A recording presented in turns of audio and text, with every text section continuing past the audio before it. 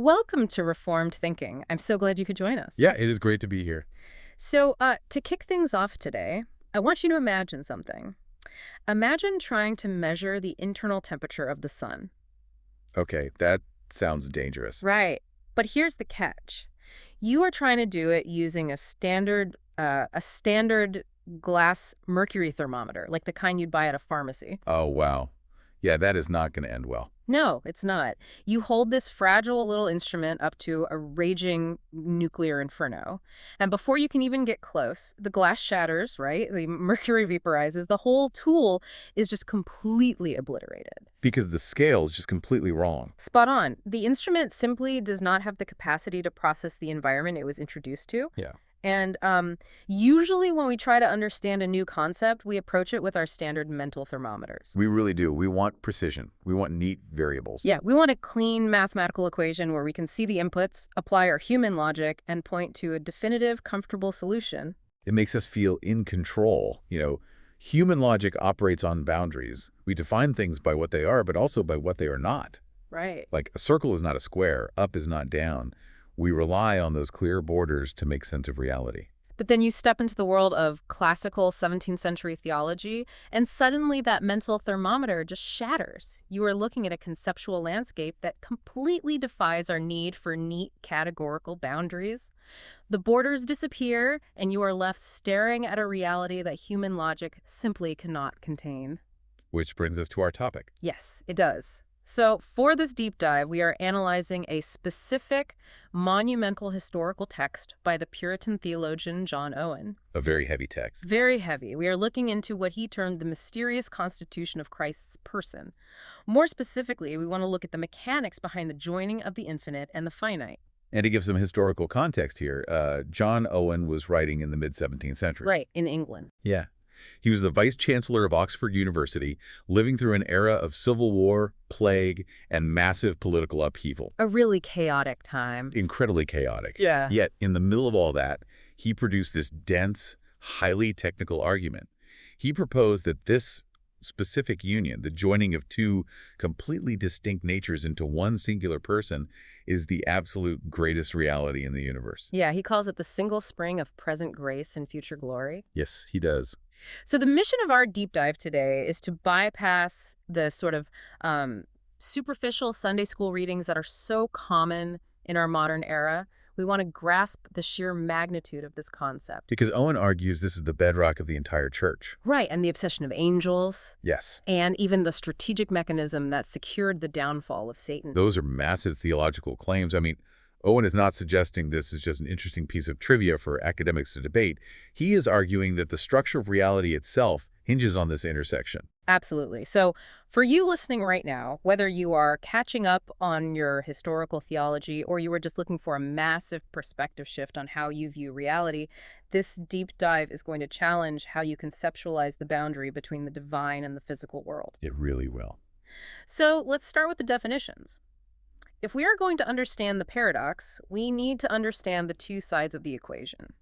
Owen defines this mysterious constitution with surgical precision. He states there are two distinct natures existing simultaneously in one individual person. Okay, let's look closely at how he defines those two natures, because the friction between them is the whole point of his argument. Right, so nature one is the divine essence, and the attributes attached to this nature are staggering. It is eternal, infinite, immense, almighty. Let's break those down for the listener because we use those words a lot, but we don't always think about what they mean. Yeah, good idea. Eternal means outside of time. It possesses no beginning and no end. Right. Infinite means without limits or bounds. Immense means it cannot be measured or quantified by spatial dimensions. And almighty means possessing all possible capability. So that is nature one. Then we have nature two, which is human nature. And the attributes here are the exact opposites of the first list. They really are. Human nature has a definitive beginning in time. Yes, it is finite, meaning it has strict limitations. It is localized, meaning it is confined to a specific geographical place at any given moment. You can't be in two rooms at once. Right. And it is frail. So the natural human inclination when presented with these two lists, the infinite and the finite, is to try and merge them together into some kind of hybrid. Oh, yeah. The ancient world did this constantly with their mythology. Modern people dilute this concept into a mythic narrative all the time, too. Think about Hercules or Perseus. A god comes down, mixes with a human, and you get a demigod. Like 50% divine, 50% human. Yeah, but I see where people go with that. But the demigod concept is an absolute philosophical failure when applied to this specific theology. It is a total reduction. Because in a demigod, the divine side has to shrink to fit into the human side, and the human side is mutated by the divine side. It's a compromise. Right. And Owen insists that the glory of this union is that there is zero compromise. He demands that we retain 100% of both distinct natures, not a mixture, not a hybrid. Okay, let's unpack this. I used to think about this like pouring the Pacific Ocean into a clay teacup. That's a fun image. Right. But I thought, well, if you mix the ocean and the clay, you just get mud. The teacup dissolves. Yeah, the frail nature would be destroyed by the immense nature. But someone pointed out a much better way to visualize this mechanism. Think about light passing through a stained glass window. Oh, I like that. The light itself remains purely light. It loses none of its illuminating qualities.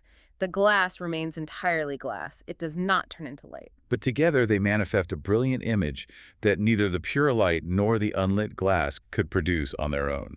Spot on. The natures remain totally distinct, but the manifestation is unified in one person. What's fascinating here is how intense the philosophical friction is. Infinite, by definition, cannot be confined. Eternal, by definition, cannot have a beginning. What they do in this case. Right. The union of these two realities, without blending them into a third new thing or compromising the integrity of either, is the grand paradox. The divine nature does not stop being uncontainable, yet it is somehow contained. And Owen points out that people despise this kind of paradox. They really do. He describes multitudes who openly deny this incarnation, and even more who secretly do not believe it or see any beauty in it at all. He talks about the psychology of the blind world. The human mind recoils when it cannot categorize something. When you tell a rationalist that the uncontainable is contained without losing its uncontainability, their brain flashes an error code. Yeah, it feels like nonsense to them. So people usually take one of two paths. They either reject it outright as an absurdity, or they politely ignore the mechanics of it and just focus on the moral teachings of Jesus, which are, much easier to digest. They want the stained glass without the blinding light behind it. That is a great way to put it. But Owen says the beams of this glory are so illustrious that the blind world cannot bear them. While humans are down here ignoring or diluting the mechanics of this paradox, there is another group of beings entirely captivated by it. And this shifts our discussion to a completely different audience. Right. The cosmic audience. The introduction of angels into this theological framework is fascinating. Owen references the first epistle of Peter, chapter 1, verse 12. And that verse states that these are things that angels desire to behold. He links this directly to the Old Testament architecture. Think about the Ark of the Covenant in the Holy of Holies. You have the mercy seat, the lid of the Ark, and what is mounted on top. 2 golden cherubim. Right.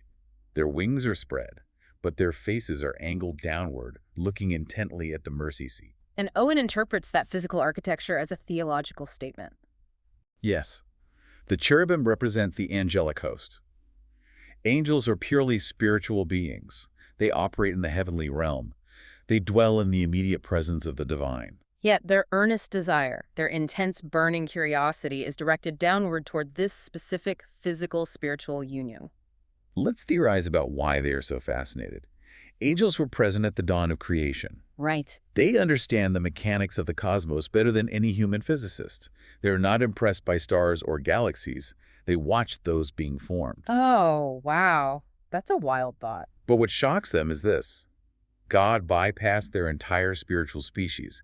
When the angels rebelled, there was no redemption plan offered to them. The book of Hebrews points this out. He did not take on the nature of angels. Instead, he bypassed the purely spiritual beings and bound himself to carbon, to biology, to the physical dirt of human nature. That is the crucial distinction. The angels are leaning over the balconies of heaven, trying to comprehend the mechanics of the Creator fusing himself to the creature. Owen states that in their present contemplation of this mystery consists no small part of their eternal blessedness. Wait, really? Yeah, beings that already have full access to heavenly realities find their highest joy in studying the incarnation. And then Owen introduces the antagonist into this cosmic theater, Satan. He outlines the ruin of Satan and his kingdom, arguing that the mechanism of Satan's defeat depends entirely on the specific friction of this paradox. To understand the defeat, we have to analyze the crime. Right. Owen provides a brilliant legal breakdown of Satan's rebellion, splitting his sin into two distinct categories. Let's hear them. First, he points to pride against the person of the Son of God, the Creator. Colossians tells us that all thrones, dominions, and principalities were created by him. Satan, a created principality, lifted his will against his Maker. So high treason against the infinite creator is part one. Yes. And part two is envy against mankind. Because humans were made in the image of God. Right, they were physical, dirt-bound creatures, yet they carried the divine imprint. Owen argues that this envy completed Satan's sin. So he rebelled upward against the infinite creator, and he lashed out downward in envy against the finite creature. If we connect this to the bigger picture, you can see the board being set here. Satan attacks two separate elements, the divine creator and the physical human. God could have just annihilated Satan with a single thought. He possesses absolute strength and authority. But instead of just using raw force, God responds with a strategic legal maneuver that completely dismantles Satan's claim. Here's where it gets really interesting. It's like the ultimate cosmic chess move. God does not just crush the rebellion from above. He takes the infinite fine nature that Satan rebelled against, and he fuses it to the frail, physical human nature that Satan envied. He unites the two targets of Satan's hatred into one unassailable person. And Owen notes that this leaves the adversary in everlasting shame because it reveals his complete tactical folly. Satan tried to contend with infinite wisdom. He struck at the heel of humanity, bringing death into the physical world, but by doing so, he struck the divine nature bound to that humanity, which legally broke the jurisdiction of death entirely. The mechanism is flawless. Satan cannot attack the human nature without hitting the divine fire. And he cannot attack the divine nature without being confronted by the human image he so deeply envied. By acting against both distinct natures, Satan inadvertently facilitated the very event that sealed his doom. So think about what this means for you, the listener. Yeah, this is a massive point. Angelic beings who possess a level of intelligence and awareness we cannot even fathom spend their eternal existence studying the nuances of this historical event. They bow down to examine the mechanics of it. Meanwhile, we humans, who actually share the physical biology involved in this grand union, treat it like an afterthought. We glance at it during a holiday service and then go back to our lives. We suffer from a severe lack of awe. We are too familiar with the terminology, so we lose the shock value of the theology. We really do. But, this reality was not totally hidden from humanity until the 1st century. God gave humanity a physical prototype of this exact paradox centuries earlier out in the desert. You were referring to the burning bush in Exodus chapter 3. Yes, I am. Owen uses this as a primary historical type, a physical declaration of the presence of God in the person of the Son. Let's linger on the physics of a burning bush for a second. Moses is out shepherding in the desert. He sees a shrub catch fire. That is not unusual in a dry, arid environment. Right. The unusual part is the lack of consumption. The carbon is not turning to ash. The branches are not blackening. The leaves are not curling. Let's break down the symbolism Owen extracts from this event. The fire represents the divine nature. The scriptural terminology frequently refers to God as a consuming fire. And fire is relentless. It oxidizes and destroys whatever it touches to sustain itself. The bush, on the other hand, represents frail human nature. It is dry wood, it is fragile, temporal, and easily destroyed. Normally, frail wood plus a consuming fire results in a pile of ash in a matter of minutes. The miracle here is the suspension of that natural law. The bush burned but was not consumed. So, what does this all mean? The precise theological symbolism here is incredibly dense. Owen argues that the fire dwelling in the bush for a short season was a preview, is a physical manifestation of the future moment when the fullness of the Godhead would dwell bodily forever. The eternal consuming fire of the divine nature dwells inside the frail biology of human nature, yet the human nature is not obliterated by it. This answers a massive question in historical theology. How can a sinful human being survive the presence of a holy God? The answer is this hypostatic union. God thus dwells in this bush, representing his goodwill towards sinners. The frail human nature of Christ acts as the perfect housing for the infinite, consuming fire of the divine without being destroyed, allowing humanity to approach the divine without being reduced to ash. That brings us to the specific command God gives to Moses from the middle of this phenomena. He says, "Put off thy shoes from off thy feet, for the place whereon thou standest is holy ground." Owen provides a very specific psychological interpretation for this physical command. Oh, really? Yeah, taking off the shoes signifies the casting away of all fleshly imaginations and carnal affections. Let me guess. The shoes represent the dirt of the world, the base logic we use to navigate our daily lives. That is entirely correct. You cannot walk up to this paradox wearing the same analytical framework you use to balance your checkbook. You cannot approach this paradox with dirty shoes. You cannot apply base, earthly logic or sinful presumptions to an event that supersedes natural law. It requires a completely different kind of sight. It requires pure acts of faith. This is a massive hurdle for the modern mind. We are highly visual, data-driven creatures. We want a spreadsheet. We want empirical evidence. We want to put the paradox under a microscope and observe the cellular structure. Casting off those fleshly imaginations feels like intellectual surrender to us. And Owen anticipates that exact struggle. After spending all this time laying out the heavy theological framework, he pivots. He shifts into practical application. Yes, his goal is to stir up the minds of his readers, to actually contemplate this reality properly, without falling back into cheap earthly logic. If our default human setting is to stare at the dirt, how do we force our eyes upward? We can't just close our eyes and imagine God. No, that usually leads to us inventing a deity who looks suspiciously like us. Which is incredibly dangerous. Owen saw that tendency and provided massive guardrails. He lays out specific guidelines for disciplining the mind. Let's talk about the first direction. The first guideline involves elevating the mind above base pursuits. He insists that you must fix it in your mind that this glory is the best, most noble, useful, and beneficial object that you can possibly have in your thoughts. He uses some incredibly harsh contrast here. He compares this high contemplation with men who spend the vigor of their spirits on perishing things. He says they search continually in their thoughts for objects suited to their lusts, coining and framing them in their own imaginations. The imagery he employs is aggressive. He compares these people to individuals who fix their eyes with delight on toads and serpents. Toads and serpents, that is vivid. It is, but hold on, I have to push back here. I mean, I have a mortgage to pay, I have to buy groceries, I have to fix my car when it breaks down. Is Owen calling my daily necessary responsibilities toads and serpents? Because that feels a bit disconnected from the reality of living in a physical body. That is a very fair distinction to raise.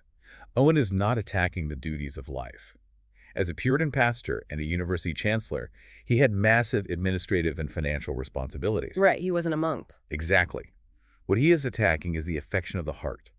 He's talking about people who spend the vigor of their spirit, their deepest passion and mental energy, on accumulating wealth, nursing grudges, or chasing fleeting pleasures. He is saying that to prefer those earthly lusts over the contemplation of the divine union is quite literally like choosing to stare at a pit of noisome reptiles instead of walking outside to watch a magnificent sunrise. Okay, that makes sense. It is an issue of priority and affection, not a rejection of practical duty. But he does not just criticize base lusts. He also takes aim at noble intellectual pursuits. He brings up Psalm 8, which talks about meditating on the stars, the moon, and the works of creation. This is a crucial nuance in his argument. Owen does not say that studying astronomy or physics is bad. In fact, he calls it a work worthy of our nature and perfectly suited to our rational capacities. Right, but he argues it lacks glory when compared to the union of God and man. He says the sun has no glory, the stars have no beauty, in comparison to the mysterious constitution of the person of Christ. Look at the logical progression of Psalm 8. The psalmist looks up at the vastness of the heavens, the moon, the stars, and his immediate reaction is a question. What is man that thou art mindful of him? Owen points out that meditating on the sheer scale of the physical universe immediately casts the psalmist's thoughts down onto the poor, weak, frail nature of man. But then the psalm pivots to the exaltation of that frail nature in the person of the Messiah, crowning him with glory and honor. Think of it like a scientist standing in the most advanced laboratory in the world. Okay. The ceiling of the laboratory is painted with a beautiful, intricate mural of the solar system. The mural is worthy of study. It is beautiful. Yeah. But on the table right in front of them, an actual world-altering scientific breakthrough is happening. If the scientist chooses to spend their time staring at the painted ceiling instead of the breakthrough on the table, they are missing the point. The physical universe is the painted ceiling. The hypostatic union is the breakthrough on the table. I love that framing. The ceiling is magnificent, but it is not the main event. And Owen argues that this contemplation should not just be a cold intellectual exercise. He quotes the Song of Solomon, "Thou hast ravished my heart." The intellectual apprehension of the mechanics should logically lead to an emotional overwhelm. If you truly comprehend the scale of the infinite binding itself to the finite, it should leave no heart in you for things down below. It should capture your affections entirely. Which raises an intensely challenging question for anyone listening. Owen lists out the things we value: wealth, estates, power, spouses, children, friends, honor. He admits they are amiable and desirable. But if this contemplation is vastly superior to all of those things, why do we dedicate 99% of our mental bandwidth to the earthly list and barely 1% to the divine reality? It exposes a massive flaw in our functional theology. We say we value the divine, but our mental bandwidth proves we value the dirt. Since staring at our own imaginations only leads us back to the mud, we need an objective tool to guide our focus. We cannot just sit in an empty room and invent thoughts about God. As we noted earlier, that just leads to idolatry. Which brings us to the necessity of an objective anchor, the second direction. Owen insists that beholding this glory is not a work of fancy or human imagination. It relies entirely on divine revelation. He calls the written scripture the only glass wherein we may behold this glory. He focuses heavily on a warning here. He warns against using an image framed by the art of men or relying on our own internal emotional fancy. True, safe contemplation is tethered strictly to the written text.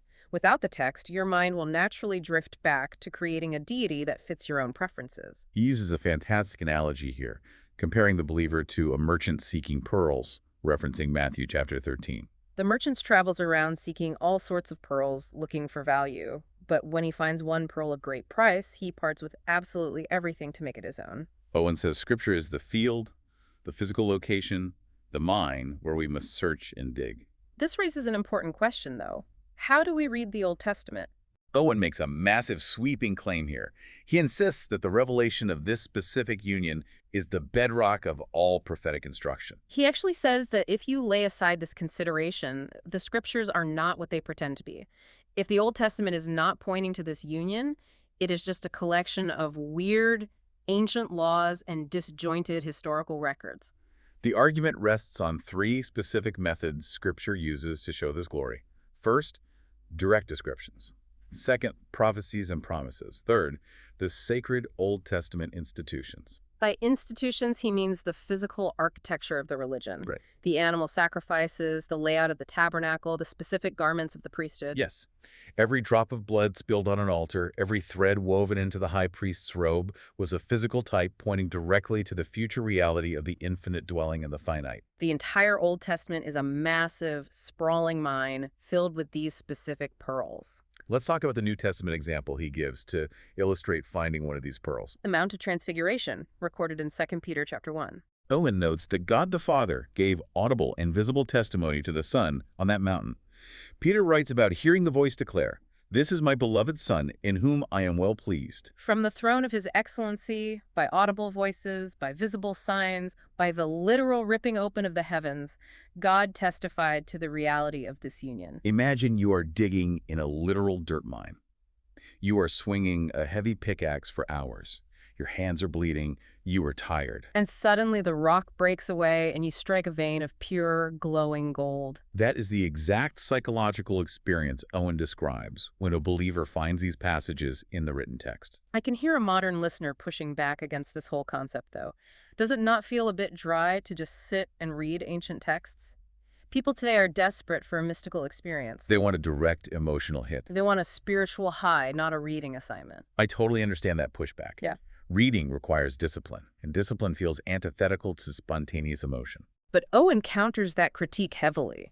He shows that the ancient prophets and apostles found massive emotional joy and life in these precise, objective texts. He says, when we fall upon this pearl, the soul of a believer cleaves to it with immense joy. He writes, "Then do we find food for souls in the word of truth. Then do we taste how gracious the Lord is.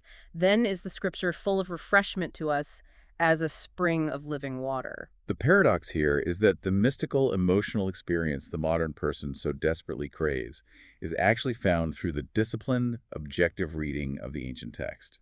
Okay, so digging in the mind is necessary. The text is the only safe glass to look through. But how does this translate into daily life? Is this just a Sunday morning activity? Right. Do I swing the pickaxe once a week and then ignore the mind for the other 6 days? Yeah, exactly. I mean, that's spot on. Owen addresses the mechanics of daily habit head-on with his third and fourth directions.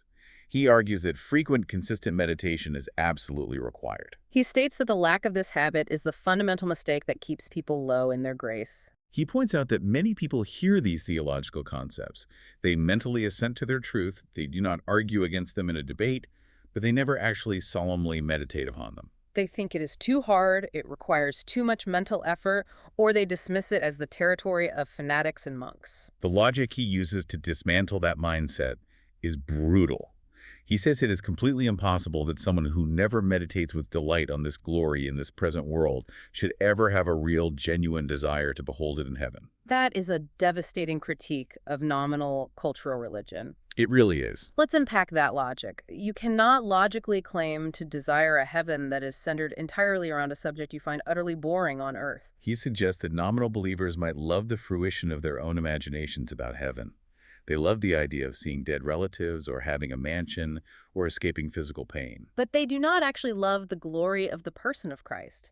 They want the benefits of the king without the king himself. To fix this, he offers a very practical mechanism. He says, let your occasional thoughts of Christ be many and multiplied every day. Notice the specific phrase, occasional thoughts. He is making a distinction here. He is not talking about locking yourself in a monastery or setting aside 3 hours for rigorous academic study. He specifically distinguishes this from fixed and stated meditations. He means transient thoughts peppered throughout the normal rhythms of the day. He uses Romans chapter 10 to show that access to this reality is immediate. The text says, the word is nigh thee, even in thy mouth and in thy heart. The historical events, the incarnation, the crucifixion, the resurrection, happened geographically far away and chronologically long ago. But the word that reveals them is near us. If that theological framework is installed in our hearts, we can have sudden, occasional thoughts continually, whether we are driving, working, or resting. Think about human relationships. When Owen says one lives in another, it mirrors the psychology of falling in love. Oh, that's a good comparison. When you fall deeply in love with someone, you do not just think about them during scheduled Friday night dinner dates. They become the background operating context of your entire mind. That is highly accurate. Your mind defaults to them whenever it has a free moment. The affection drives the attention. Owen argues that our own souls, without previous designs or outward prompts, will frequently engage us in holy thoughts if the affection is genuinely there. But let's be realistic. What happens when the affection dries up? Owen addresses the reality of spiritual dryness. He acknowledges that sometimes the presence of the divine feels withdrawn from us, so that we cannot hear the voice or obtain any sense of the love. Owen is deeply pastoral and realistic here. He knows the human condition. He knows the believer will experience barren, silent seasons. When that happens, he points to the behavior of the spouse in the Song of Solomon, chapter 3. The poetry there is haunting. By night on my bed I sought him whom my soul loveth. I sought him, but I found him not. Look at the reaction of the spouse. She does not just shrug and go back to sleep. She rises, goes out into the city, wanders the streets, asking the watchman for help. She searches frantically, refusing to rest until she finds him. Owen argues that our duty in times of spiritual dryness is to persevere in our inquiries through prayer, mourning, and reading the text. This might be a good place to bring up clinical depression. Isn't it possible someone is just clinically depressed, not spiritually dry? That is a critical distinction. Puritan pastors like Owen actually wrote extensively about the difference between melancholy, what we would call depression, and spiritual desertion. They understood brain chemistry was a factor. But what he is targeting here is not a medical condition. He is targeting spiritual apathy. He looks around at the churches of his era and compares them to the ancient churches of Laodicea and Sardis from the book of Revelation. We need to explain those references for the listener. Yes, let's do that. In Revelation chapters 2 and 3, Laodicea is described as a wealthy banking city. They had a massive economy, but they had terrible water. They had to pipe in water from hot springs and cold mountain streams, but by the time it reached the city, it was a nauseating, lukewarm temperature. The scriptural text says the church there had become just as lukewarm and self-sufficient. Sardis, on the other hand, was a city built on a massive, seemingly impenetrable mountain fortress. but they were conquered multiple times because the guards literally fell asleep on watch. They had a reputation for being strong and alive, but they were actually asleep and dead. So Owen is asking if the people of his day are acting like Laodicea and Sardis.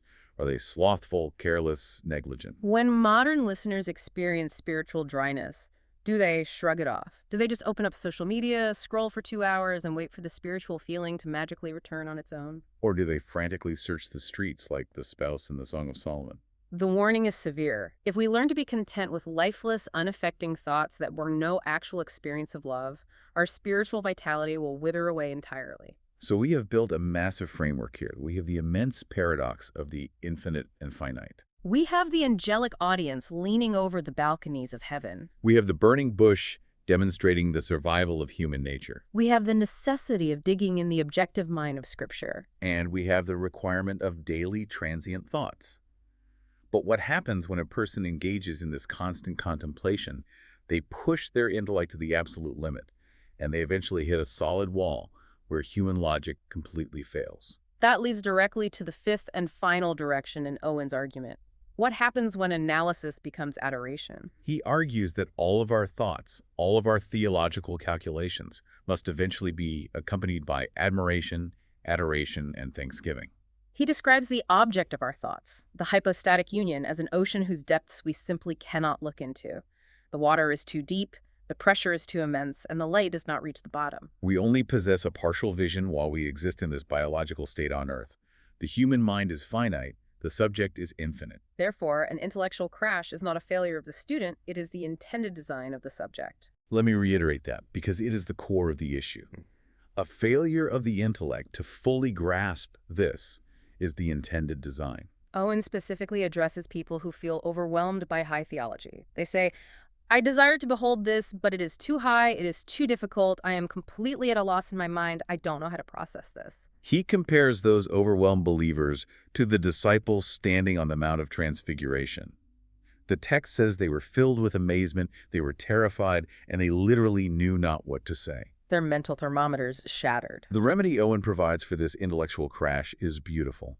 He says that when faith can no longer hold open the eyes of our understanding to behold the blinding light of the Sun of Righteousness, when we can no longer exercise orderly, categorical thoughts about this incomprehensible object, we do not just give up.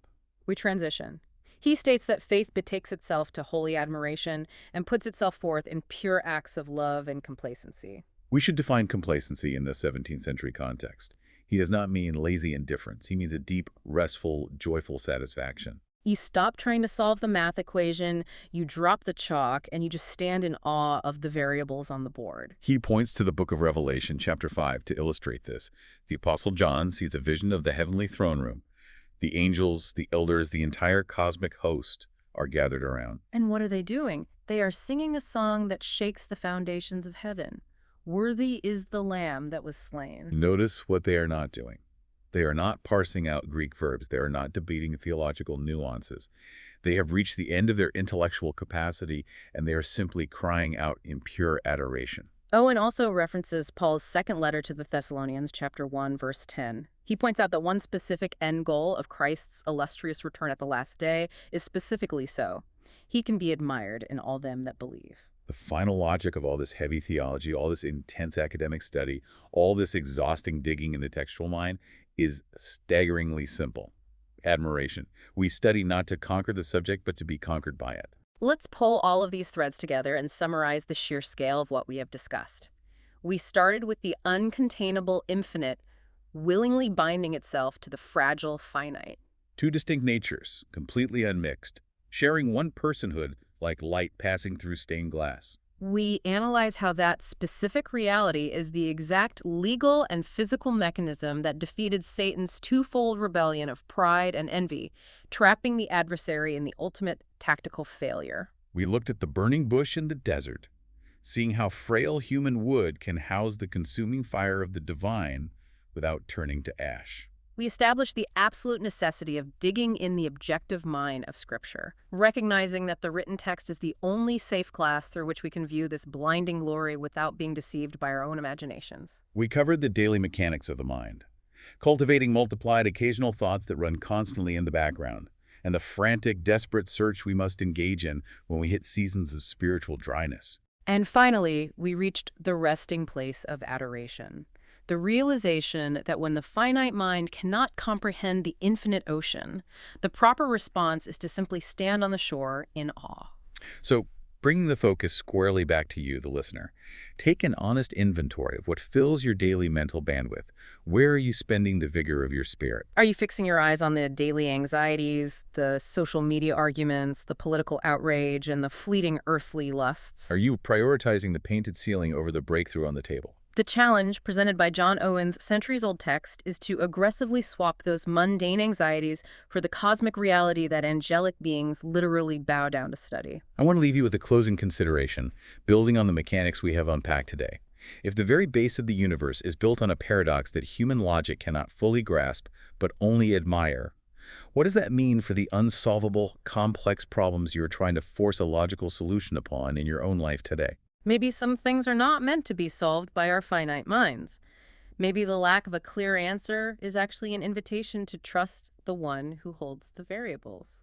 We started this discussion talking about thermometers and the human desire for precision, the desire for a clean mathematical output. A reality where all the borders are clearly defined. But the reality of the divine is not a math equation. It is the uncontainable light piercing the frail glass. And when you finally realize that your diagnostic tools are broken and you find yourself standing before a mystery you cannot master, You might just find that it is the exact posture you were always meant to assume. take off your shoes. The ground you are standing on is holy.